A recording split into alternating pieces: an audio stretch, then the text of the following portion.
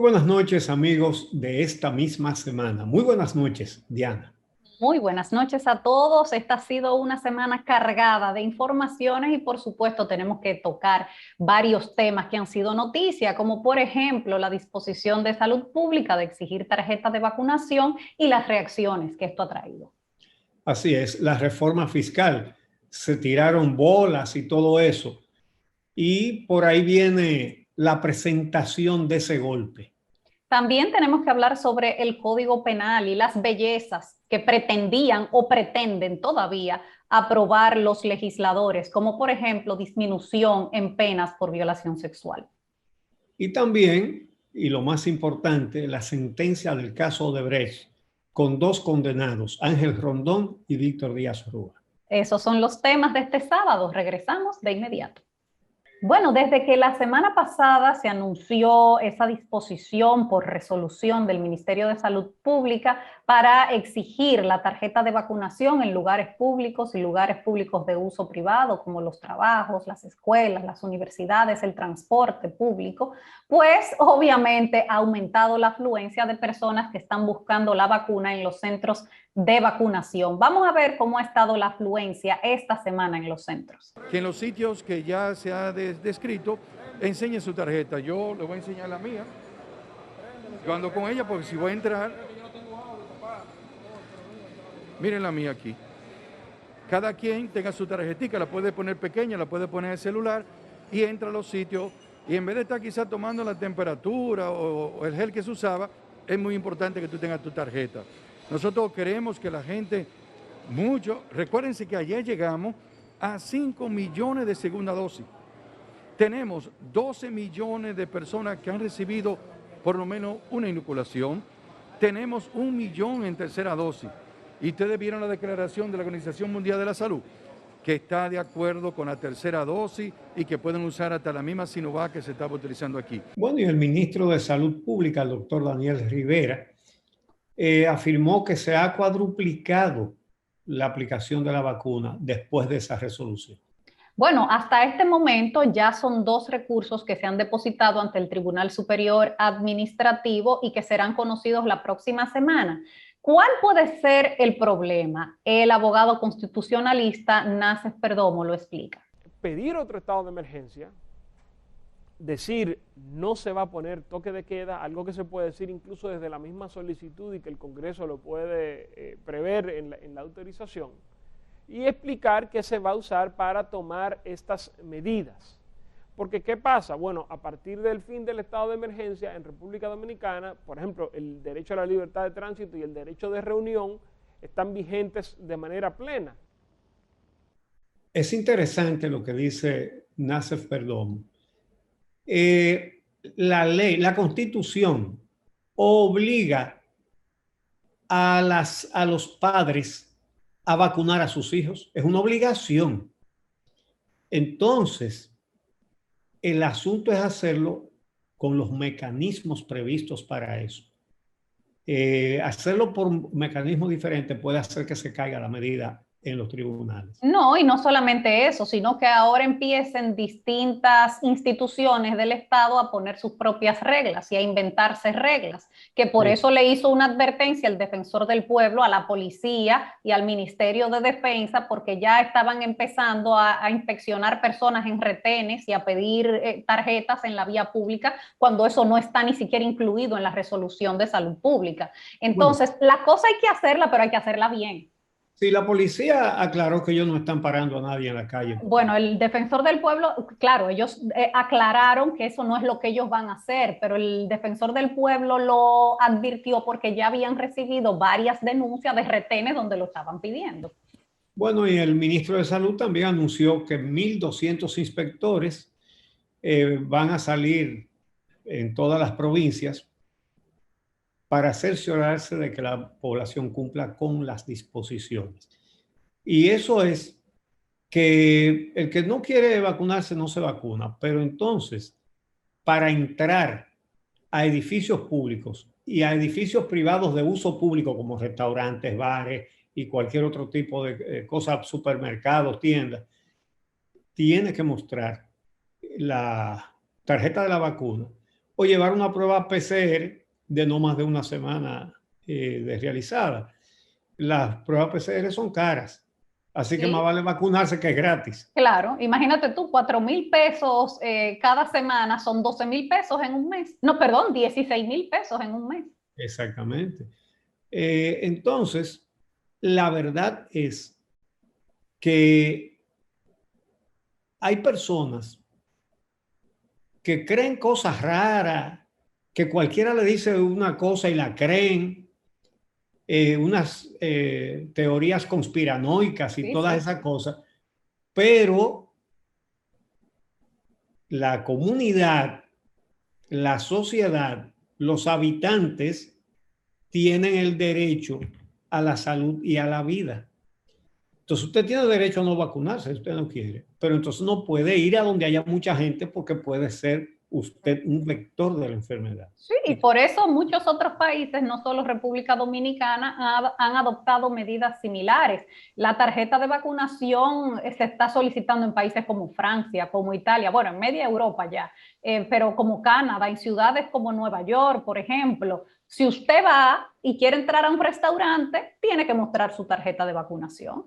Seguro. Sí, y las aerolíneas lo están pidiendo también. Usted que se quiere montar en un avión tiene que mostrar su tarjeta de vacunación. Que por cierto, hubo como una confusión sobre cómo sería aplicada esta medida a los turistas, que finalmente el Ministerio de Turismo aclaró que los turistas también tendrán que presentar tarjeta de vacunación para entrar a todos los lugares que dispone la resolución de salud pública, como son restaurantes, bares, etcétera. Esperemos entonces el resultado de esos recursos que han sido depositados en el Tribunal Superior Administrativo, y si el gobierno tiene que darle mayores visos de legalidad a la medida, que lo haga.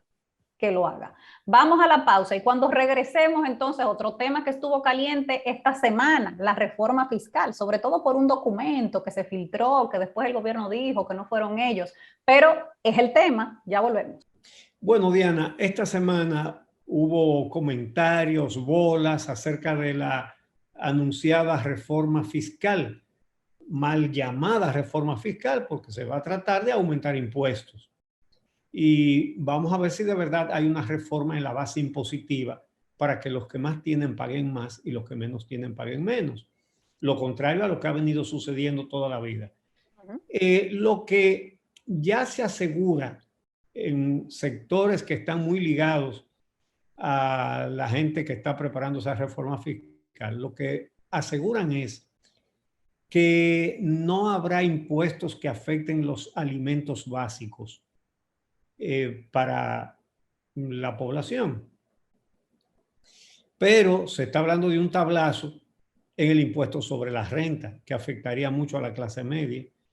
Y ya veremos, porque dice el director de presupuesto, José Rijo Presbot, que en pocos días se va a saber cuáles son los planteamientos para aumentar las recaudaciones.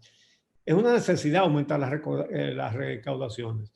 No es la primera vez que se va a hacer, se han hecho muchas, pero hay una cosa, los gobiernos tienen que saber, y yo creo que lo saben todos, que el gobierno tiene que cargar solito con los impuestos, porque primero no va a conseguir a ningún partido de la oposición, el gobierno que sea, y la oposición que sea.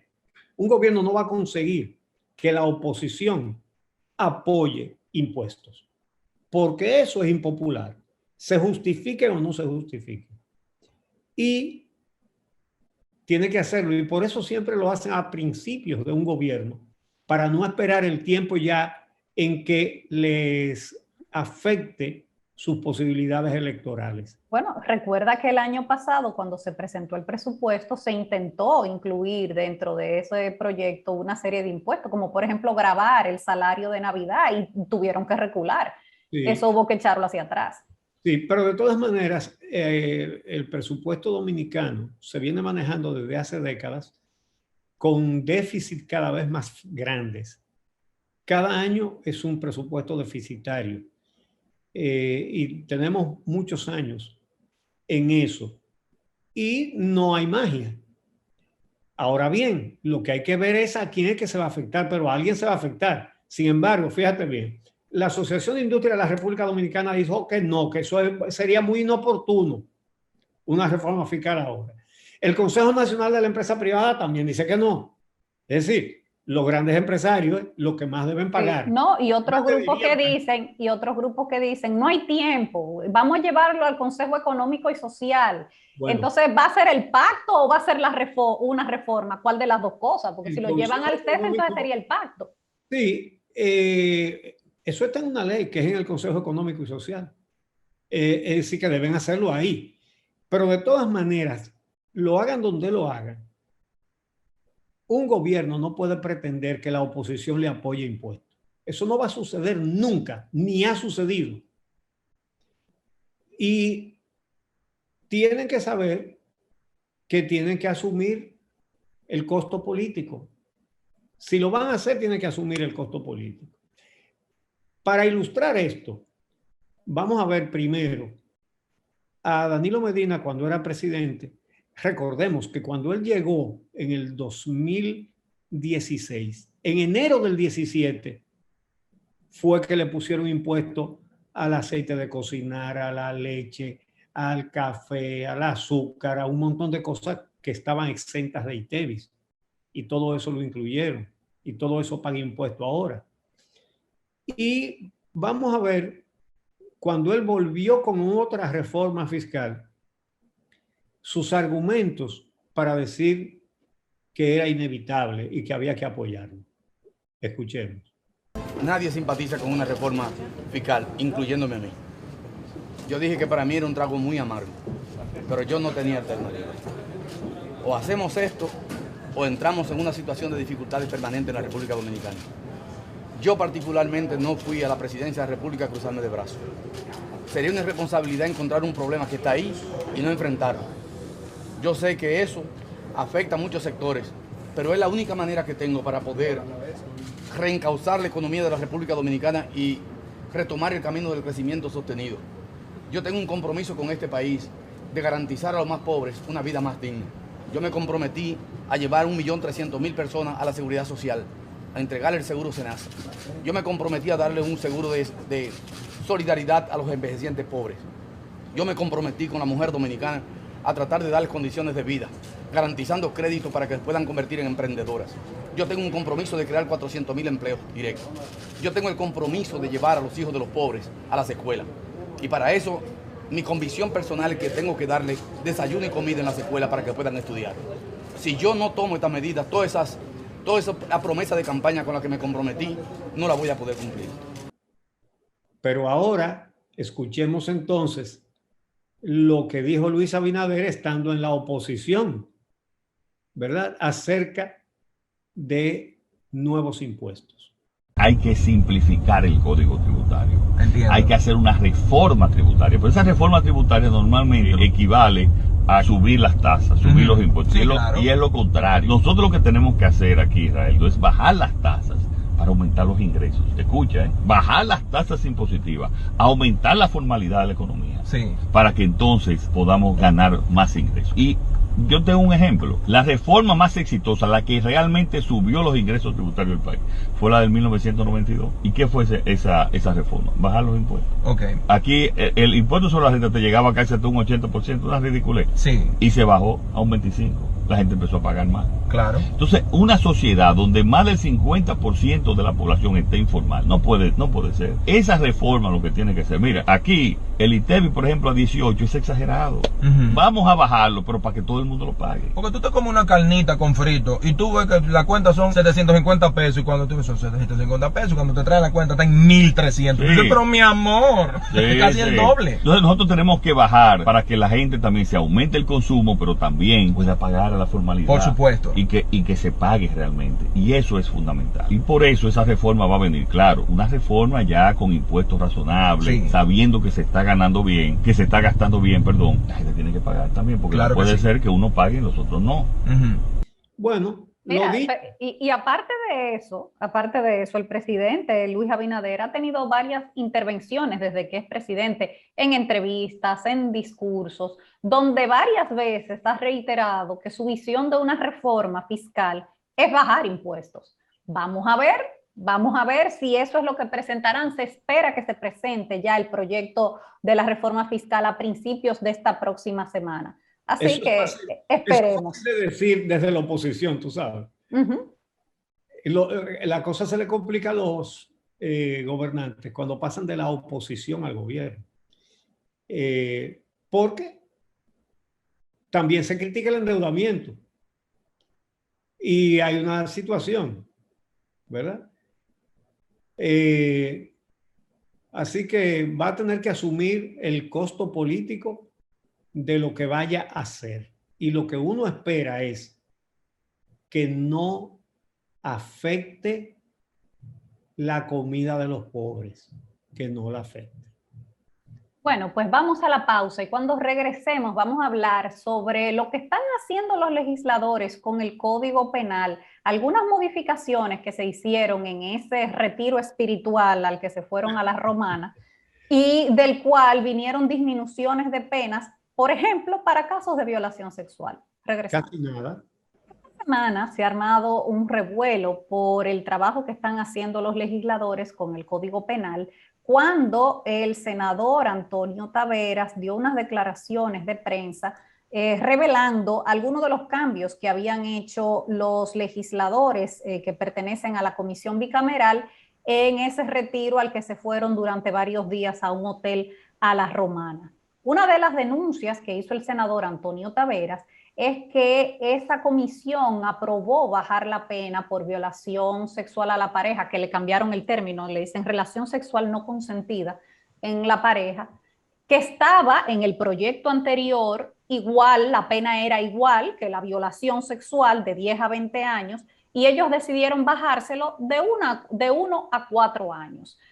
El senador hace esta denuncia e inmediatamente le caen arriba a los otros legisladores, miembros de la comisión, diciendo que no, que eso era mentira. Pero era verdad. Pero era verdad. El senador Antonio Taveras dijo la verdad. Mira, eso es una monstruosidad. Porque lo que se plantea es que por el hecho de estar casados, un hombre puede obligar a la mujer a una relación que ella no consiente, que en algún momento no quiere. Y ese es el derecho de toda persona, de todo ser humano. Y entonces la pone más suave, que si el violador es esposo de la violada, entonces no es tan grave. Y yo diría que es más grave. Primero, es peor. Por supuesto. Está violando a su compañera de vida, probablemente madre de sus hijos. Pero no solamente eso, sino que además es una forma como de que ella está obligada. Y la pregunta sería, y entonces, si quien no quiere es él y ella quiere, entonces él tiene que obligatoriamente también. Es decir, es un absurdo como quiera que lo veamos. Entonces, al ver cosas como esta, en un país, en una sociedad que lo que necesita es lo contrario, donde hay tanto maltrato dentro de la pareja, tanta violencia intrafamiliar y tantos feminicidios, porque esa violencia, en muchos casos, en muchísimos casos, llega al extremo de matar. Entonces, resulta que no, que eso es más suave y les rebajan la pena a 1 a 4 años, de 1 a 4.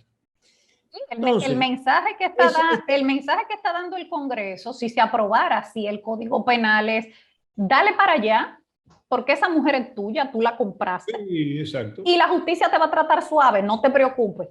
Entonces, fíjate bien. Ahora podemos ver por qué querían aprobar ese Código Penal sin leerlo. Óigame, hay que ser demasiado descarado para decir, vamos a aprobar un Código Penal nuevo, pero que no queremos que se lea. Oiga esto. Y ojo, eso no es un error. ¿Por qué no querían que se leyera? Pero eso no es un error. ¿Por qué no querían que se leyera? Evidentemente, para evitar que el país, que los ciudadanos nos enteráramos de esa y de otras barbaridades que tienen que haber. Que no fue la única, porque ellos quitaron agravantes también en el caso de violación sexual. Por ejemplo, en el caso de violación sexual, ellos quitaron un agravante que estaba en el proyecto original, que incluía el hecho de si tú por algún medio eliminabas la posibilidad de la víctima de oponerse, de oponer resistencia o de reaccionar. Y voy a dar un ejemplo para que la gente lo entienda. Alguien que le echa droga en la bebida a una muchacha para abusar de ella, para anularle su voluntad de poder resistirse. Ya eso no es un agravante, ellos lo quitaron eso también. Es decir, que se pueden drogar para violar. Ajá. Eso no es un agravante. Entonces, ¿ves por qué querían aprobar un código sin que se leyera? Ahí está, ahí hay más marco. Entonces el senador Antonio Taveras lo denuncia, los otros le caen arriba, le dicen mentiroso, pero después ellos mismos lo confirman, ¿no? Y no solamente lo confirman, sino que lo justifican. Vamos a escuchar cómo lo justificó Rogelio Genao, aunque luego puso reversa, pero vamos a escuchar cómo lo justificó. O la esposa le tiró el pie. Senador, perdón. Vengan acá. Perdón, senador. Un año y poco. Usted de verdad. Un año y poco. Usted va a parar. Geraldino. Perdón, senador. Un año y poco. No, senador, no nos falte el respeto. Mi esposa aquí. estaba durmiendo. Oiga, usted va a comparar una violación sexual con tirar un pie. Pero no, violación, ¿tú estás hablando de violación? Yo estoy hablando de violación. No, es que no es violación. No relajemos Es que no es el tipo, es relacionador. No, pero es que hay muchos. No, señor. Es relaciones no consentidas, no es violación. No hay violencia, es sin violencia. Pero bueno. Es no consentida. Es sin violencia. Oiga bien. Entonces, ¿qué es una violación? Laura, ¿Qué es una violación? No. Esta es una relación no consentida sin pero violencia. Es una violación como sin violencia, entre parejas. Ven acá, entre parejas. Es esposo. O sea, que casarse le da un derecho de propiedad. No le da, no puede usar la violencia nunca. Y tampoco, el no consentimiento tiene un castigo, pero de un año. De un año, tú no le puedes cantar 10 años. Porque no es violación, ¿verdad? No, porque no es violación, porque es sin violencia. Es sin violencia. Pero las violaciones no son con violencia. No son con violencia la violación. Claro que sí. Era buena, entonces. Claro. Si no es consentido, no es una forma de violencia no es consentida. sexual. Bueno, ahí está definido muy claro el tipo penal y fue el consenso que se logró. Pero todas las penas en lo que se refiere a la violencia intrafamiliar y una monstruosidad. Y no fue el único que lo justificó, ¿eh? También el diputado Eugenio Cedeño, sí. Pero lo hizo en un programa de televisión que lo vio mucha gente y además lo enfrentó la comunicadora y abogada Laura Castellanos. Y bueno, le han caído los palitos a Rogelio Genao y tuvo que salir a excusarse, a disculparse. Y a decir que él prefería el proyecto como estaba antes, con la misma pena, pero eso no fue un error, porque eso se discutió en ese retiro y se expresaron en contra de esa modificación varios legisladores, incluyendo José Horacio Rodríguez, que lo publicó también en su cuenta de Twitter, diciendo que por eso él iba a someter un voto disidente. Y que eso lo advirtieron varios legisladores en esa comisión y como quiera la mayoría lo aprobó. Y eso es lo más escandaloso, que la mayoría en el Congreso piense así, que la mayoría piense en el Congreso que violar a tu esposa no es nada, que eso no es nada, que eso debería conllevar una pena menor. Óyeme, y otra cosa que llama la atención en esto, ninguna de las congresistas, ninguna diputada, ninguna senadora se paró a frenar eso. A mí me gustaría saber si están grabadas esas discusiones en ese retiro que hicieron en La Romana, porque sería muy interesante ver cómo fue que ellos llegaron a esa conclusión. Vamos a ver por qué se reunieron en un hotel y no en el hemiciclo, porque ¿dónde se discute eso? En un hotel de playa. En las comisiones, claro. Bueno, fíjate bien, en las sesiones. Hay que decir, en las sesiones se graban todas y se conservan. Entonces, en un hotel no. Y eso puede ser parte del asunto de que la discusión no se entere en los ciudadanos. Mira, de hecho, un miembro que estaba ahí en la comisión me contó que uno de los legisladores justamente les puso de ejemplo a los demás. Señores, ¿y qué pasa? Si una mujer que se separó de su esposo, pero no ha salido el divorcio todavía, ese hombre se mete en la casa y la viola. Sí. Entonces le toca un año porque todavía en papel están casados. Sí. Pero no le hicieron caso y lo aprobaron así como quiera. Así es. Así es.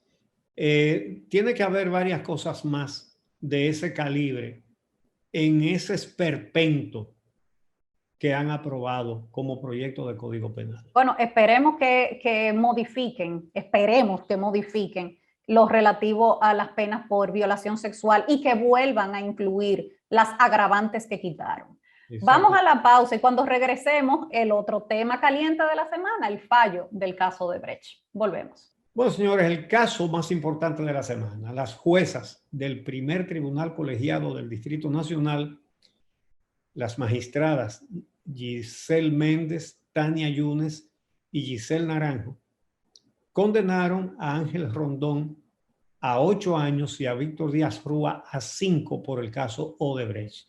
Y descargaron a Andrés Bautista, a Roberto Rodríguez, a Tommy Galán y a Conrado Pitaluga. Así terminó el juicio por los sobornos de Odebrecht. Entonces, Ángel Rondón apelará bajo el argumento de que si no hay sobornados, no hay soborno.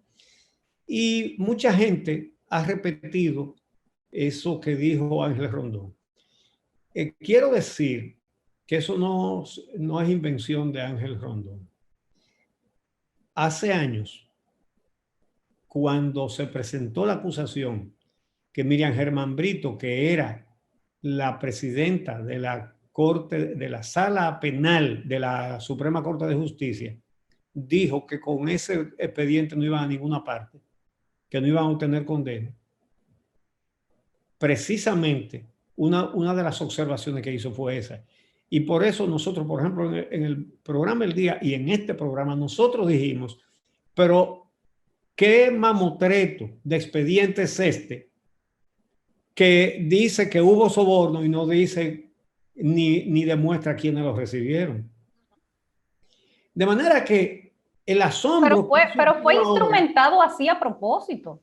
Claro, el expediente fue instrumentado así a propósito.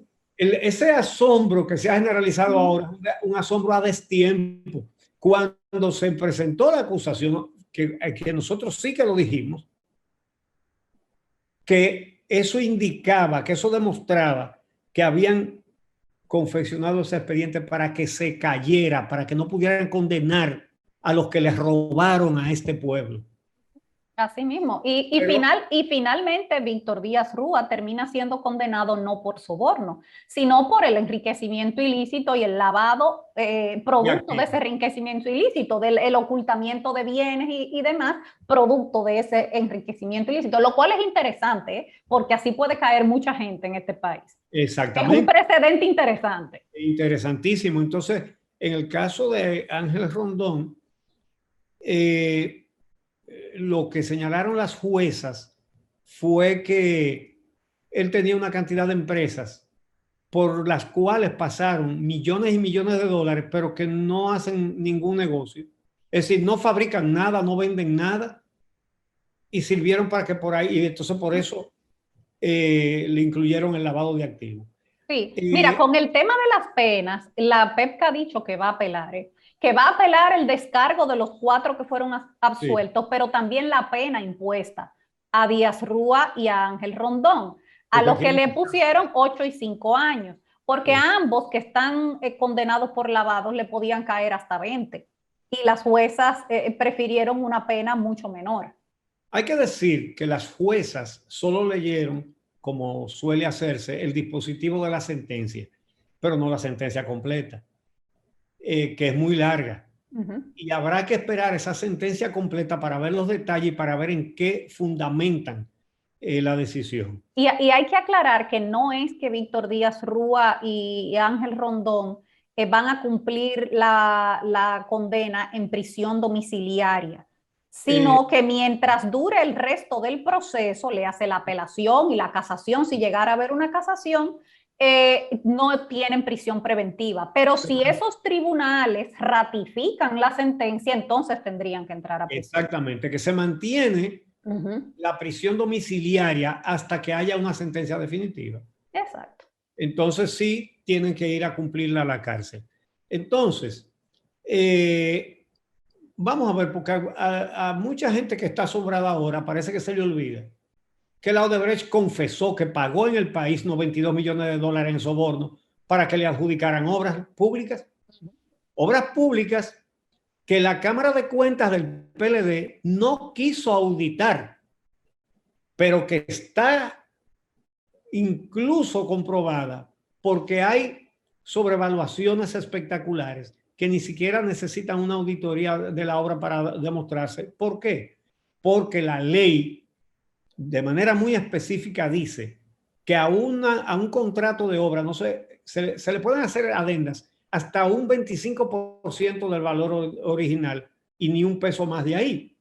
Y hay algunas de las obras de Odebrecht que le hicieron adendas con sobrecosto de 274%, no un 25% como autoriza la ley.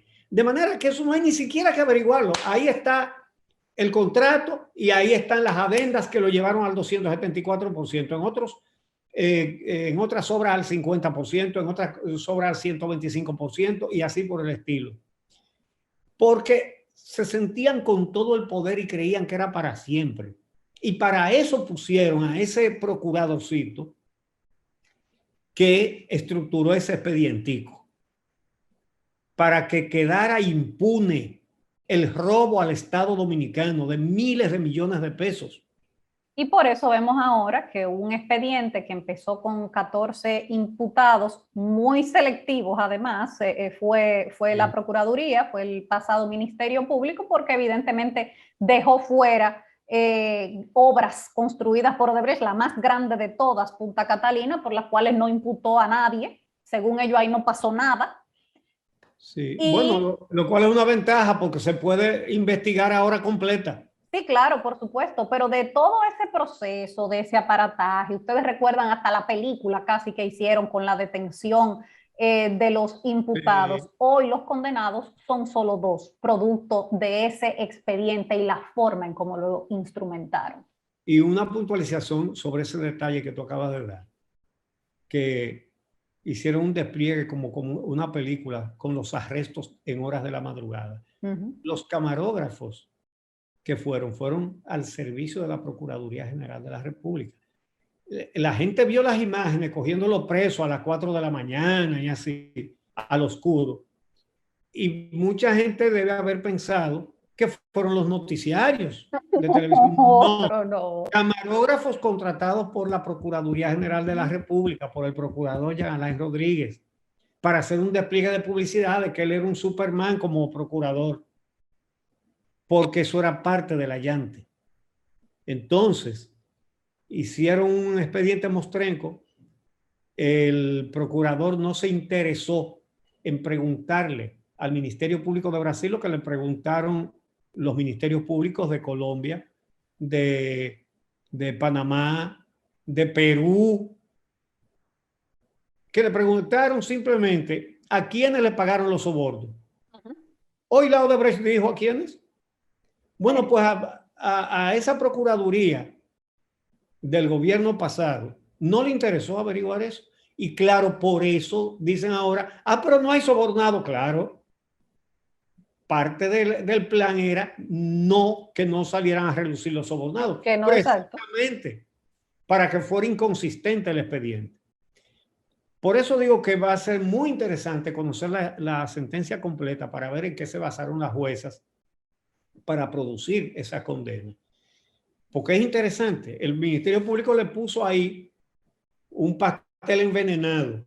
Sí, y por eso también, conociendo las debilidades de ese expediente, es que es un poco cuesta arriba pensar que en apelación eso va a variar.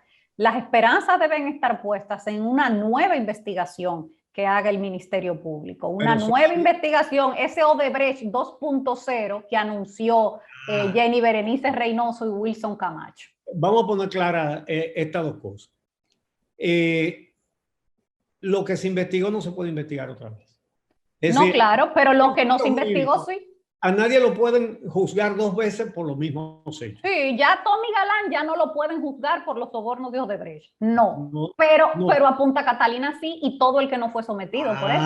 Entonces, lo de Punta Catalina no se investigó, y esa fue la suerte, que para que no salieran los sobornos pagados en los gobiernos de Danilo Medina, no auditaron, no le hicieron expediente a ninguna de las obras que hizo Danilo con la Odebrecht.